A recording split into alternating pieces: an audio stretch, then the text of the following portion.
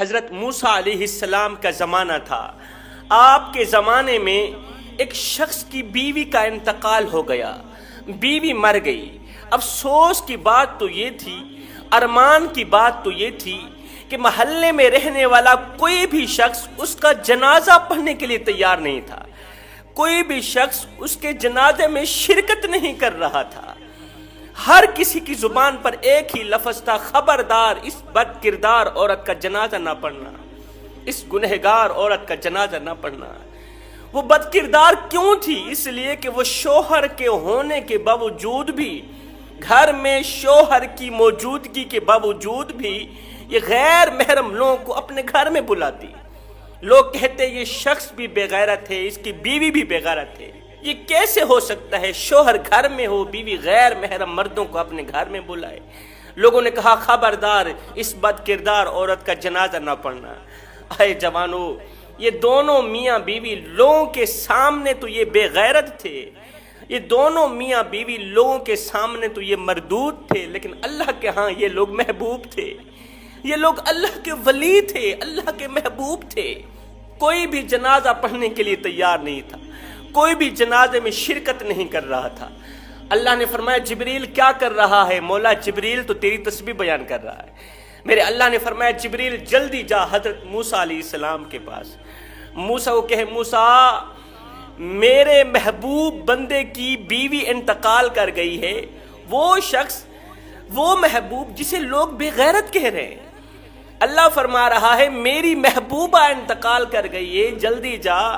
لوگ اس کا جنازہ پڑھنے کے لیے تیار نہیں، لوگ جنازے میں شرکت نہیں کر رہے. میں چاہتا ہوں تو میری محبوبہ کے پاس جا، اسے دوبارہ غسل دلوا، بڑے ہی پروٹوکول کے ساتھ اس کا جنازہ پڑھا.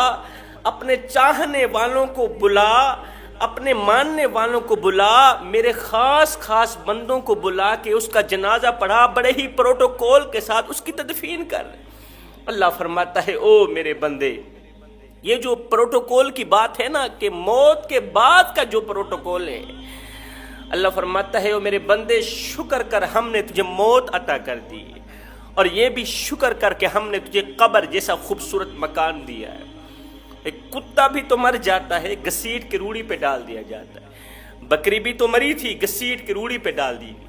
اے بندے اگر تجھے بھی گھسیٹ کے روڑی پہ ڈال دیا جاتا تو کیا تھا؟ لیکن فرمایا نہیں نہیں، یہ میرا شاہکار ہے، یہ میرا حضرت انسان ہے. پہلے اسے غسل دو، پھر اس کو چٹا لباس پہنا دو، جگہ جگہ پر خوشبو بھی لگا دو. آئے ہے آج دشمن بھی تیرا منہ دیکھنے آ رہا ہے، زمانہ تیرا منہ دیکھنے آ رہا ہے. ایمان سے بتا کیا یہ تیرا کالا منہ دکھنے کے قابل ہے؟ اس چیز کے لائق ہے کہ زمانہ تیری زیارت کرنے کو آئے؟ اللہ فرماتا ہے میرے شاہکار کو اٹھاؤ، قبرستان کی طرف لے جاؤ، آہستہ آہستہ لے کے جانا، اسے دھکا بھی نہ لگنے دینا. میرے شاہکار کو آہستہ آہستہ بڑے ہی پروٹوکول کے ساتھ لے جاؤ. تیرا پروٹوکول اتنا ہے کہ آج امام کعبہ بھی آ جائے، وہ بھی پیچھے ہے، تیری لاش آگے ہے. آج تو دولہا بنا ہوا ہے، زمانہ تیری بارات بنی، تو آگے آگے، زمانہ تیرے پیچھے پیچھے. اللہ فرماتا ہے میرے بندے دیکھ تو صحیح تو نے ہمارے ساتھ کیا کیا، اور ہم نے تیرے ساتھ کیسا اچھا سلوک کیا. تو نے ہماری کتنی نافرمانیاں کی، کتنوں کے دل توڑے، میری مخلوق کے دلوں پر وار کرتا رہا، دلوں پر خنجر چلاتا رہا، لوگوں کے حق مارے، میری نافرمانیاں کی. ایک دن بھی تو نے مجھے سجدہ نہیں کیا، ایک دن کے لیے بھی تو نے مجھے راضی نہیں کیا. دیکھ تو صحیح ہم نے تیرے ساتھ کیسا اچھا سلوک کیا ہے. اے تو نے ہمارے ساتھ جو کچھ بھی کیا، دنیا والوں کے سامنے ہم نے تجھے رسوا تو نہیں ہونے دیا. قصہ مختصر جوانو، موسیٰ علیہ السلام اپنے چاہنے والوں کے پاس آئے اللہ کا پیغام سن کر. وحی کے بعد موسیٰ علیہ السلام اپنے ماننے والوں کے پاس آئے. اللہ فرما رہا ہے کہ اس عورت کو غسل دیا جائے، بڑے ہی پروٹوکول کے ساتھ اس کا جنازہ پڑھایا جائے اور اس کی تدفین کی جائے. لوگوں نے کہا اللہ اللہ موسیٰ کیا کہہ رہے ہو؟ یہ تو گنہگار تھی، یہ تو بد کردار عورت تھی، شوہر کے ہونے کے باوجود بھی یہ غیر محرم مردوں کو اپنے گھر میں بلاتی. یہ کس طرح اللہ کی ولیہ ہو سکتی ہے؟ یہ کس طرح اللہ کی محبوبہ ہو سکتی ہے؟ اللہ تعالیٰ اسے کس طرح پسند فرما سکتا ہے؟ یہ اللہ کی محبوبہ ہرگز نہیں۔ موسیٰ علیہ السلام نے دونوں ہاتھ اٹھائے، عرض کیا باری تعالیٰ لوگ اسے گندا کہہ رہے ہیں، لوگ اسے بد کردار سمجھ رہے ہیں، لوگوں کے سامنے یہ مردود ہے، تیرے سامنے محبوب کیسے بن گئی؟ میرے اللہ نے فرمایا موسیٰ جو رب جانتا ہے، جو میں جانتا ہوں، وہ نہ تو جانتا ہے نہ تو تیرے بندے جانتے ہیں۔ جو ماجرا میں جانتا ہوں نا، وہ نہ تو جانتا ہے نہ ہی تو تیرے بندے جانتے ہیں۔ موسیٰ جو میں نے کہا پہلے وہ کرو۔ موسیٰ علیہ السلام نے ایسے ہی کیا۔ جناب سیدنا موسیٰ علیہ السلام اللہ اکبر جنازہ پڑھانے کے بعد قبرستان کی طرف میت کو لے گئے۔ جب قبر کھودی، ہائے قبر میں نور ہی نور تھا، گلاب کے پھول اگے ہوئے تھے جن کی خوشبو سے قبر میں عطر پھیلا ہوا تھا۔ ایسا لگتا تھا جیسے جنت کی تمام کھڑکیاں کھول دی گئی۔ قبر جنت کے باغوں میں سے باغ بنی پڑی تھی۔ خیر تدفین کے بعد موسیٰ علیہ السلام کوہ طور پر گئے اللہ سے ہم کلام کرنے کے لیے، یا باری تعالیٰ ماجرا تو بتا۔ لوگ اسے بد کردار کہہ رہے تھے، لوگ اسے مردود کہہ رہے تھے، تو اسے اپنا محبوب کہہ رہا تھا، وجہ یہ کیا ہے؟ میرے اللہ نے فرمایا موسیٰ وجہ اصل میں یہ ہے، بد کردار وہ میری بندی نہیں، بد کردار تو بستی والے ہیں۔ بستی والوں نے آئے دن میری نافرمانی کی۔ یہ بدقسمت اور بدبخت لوگ زنا جیسے گناہ میں مبتلا ہیں۔ یہ جو بستی والے لوگ ہیں نا، جو جنازہ پڑھنے کے لیے تیار نہیں تھے، جنازے میں شرکت نہیں کر رہے تھے، یہ سارے کے سارے لوگ زانی ہیں، زنا جیسے گناہ میں مبتلا ہیں۔ کوئی بھی شخص جس دن زنا نہ کرے ان کو سکون نہیں ملتا، ان کو چین نہیں ملتا۔ ہر ایک شخص زنا کی دلدل میں پھنسا ہوا ہے۔ پوری بستی زنا کے دلدل میں پھنسی ہوئی تھی۔